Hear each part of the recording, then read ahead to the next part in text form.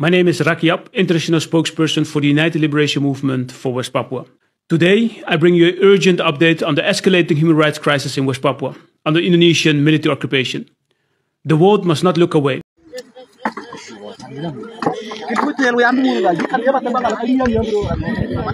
Hello, friends of Manuscript Papua.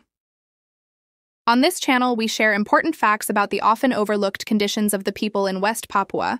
Today, we discuss the increasing violence in West Papua, as reported by the ULMWP, an organization representing the voice of West Papuans internationally. They warn that the Indonesian military and police are increasingly attacking indigenous villages, causing deaths, mass displacement, and deep fear within the communities. While Manuscript Papua does not support independence, we support their spirit to speak out for truth and justice for the people of West Papua who face oppression and human rights violations. What is more concerning? Journalists and activists are banned from entering the conflict areas, making it difficult for the world to know what is truly happening. ULMWP is calling on the United Nations to send a human rights team to investigate and stop this violence. This is not just a political issue, but a humanitarian crisis that demands global attention. If the world continues to remain silent, the risk of violence will only increase, and indigenous communities will continue to suffer. At Manuscript Papua, we are committed to spreading honest information and broadening everyone's understanding of the situation in West Papua. If you care about human rights and justice, please share this video so their voices are not forgotten. Don't forget to subscribe and turn on notifications for the latest updates from Manuscript Papua. Manuscript Papua. My name is Raki Ap, international spokesperson for the United Liberation Movement for West Papua. Today, I bring you an urgent update on the escalating human rights crisis in West Papua under Indonesian military occupation. The world must not look away. In Puncak Regency, weeks of Indonesian bombing killed 18-year-old Deris Kogoya, executed by a helicopter rocket while riding his bike. His friend, Yemi Waker, severely injured, feared seeking hospital treatment. 7 villages in Ilaga were bombed, forcing civilians to flee with white flags. Indonesia claims to target rebels, but the victims are always civilians. Interim President Benny Wende warns this military escalation shows no signs of ending. On May 23, a 5-year-old boy, Minus Yegeseni, was shot in the air during a military raid in Intan Jaya.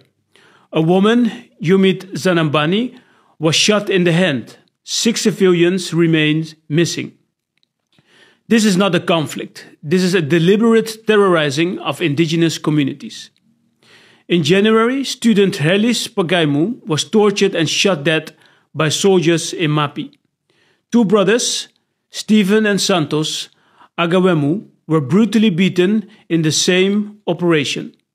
In February, farmer Martin Anau was shot by police while carrying sweet potatoes. In April, 20-year-old Yulumi Kalabamin was executed by troops in Pengunungan Bintang.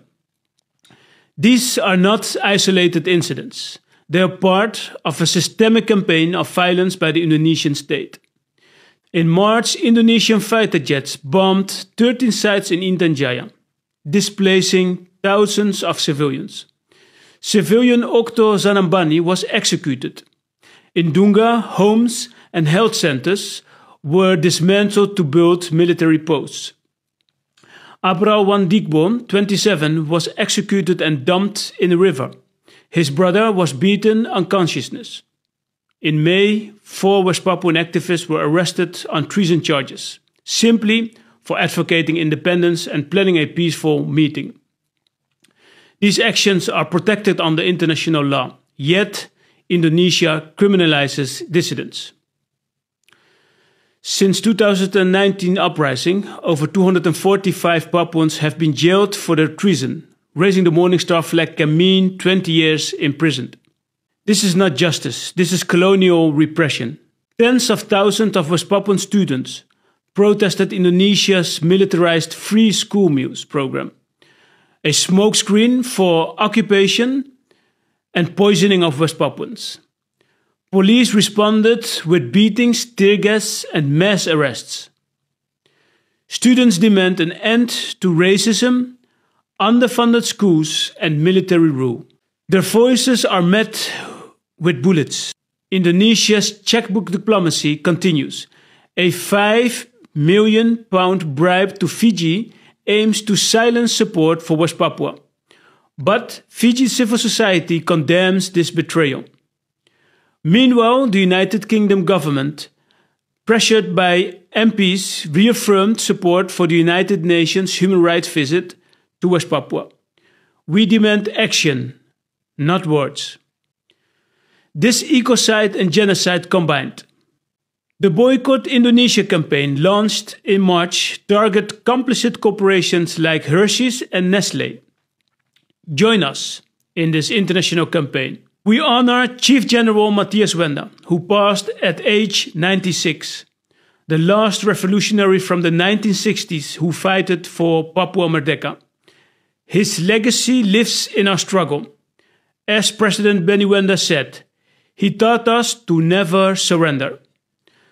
The world must sanction Indonesia for its war crimes, demand the United Nations visit for West Papua, and boycott complicit companies. We are not terrorists. We are people fighting for survival. Stand with West Papua.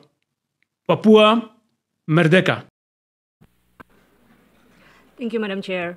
Indonesia recognizes the importance of inclusive and intergenerational approaches in human rights protection, particularly in empowering women from masyarakat adat communities who are vital agents of change in their communities and society.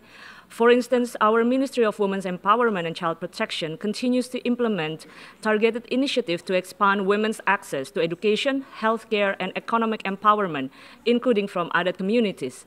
Therefore, we regret that irresponsible rhetoric by one of the participants was heard today in this forum.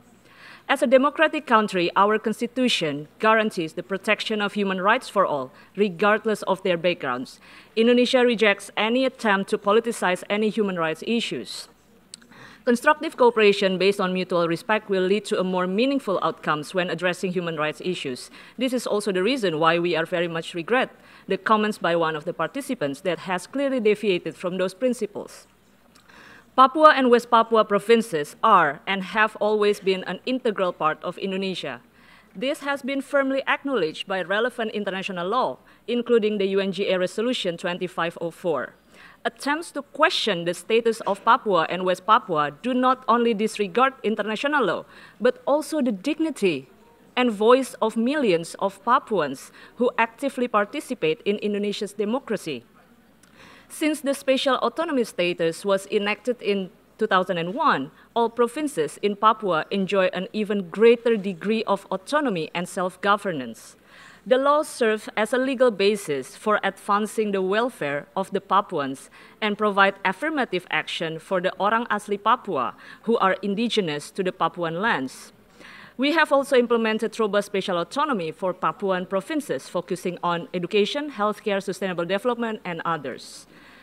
Madam Chair, this dialogue aims to build a stronger trust between indigenous community and the member states, based on our collective commitment to uphold UNDRIP, Universal Declaration of Human Rights, and the principles of the UN Charter in advancing the rights of indigenous people. This forum must remain true to its mandate, not the platform for political blackmail, let alone promoting separatist agenda. Rest assured of our commitment to support this forum and protecting human rights of all its citizens, including our Orang Asli Papua and the larger group of our masyarakat adat communities. I thank you, Madam Chair. Friends, don't forget to leave a positive comment. Warm regards from Manuscript Papua, a YouTube channel sharing stories from Papua, Indonesia. Manuscript Papua.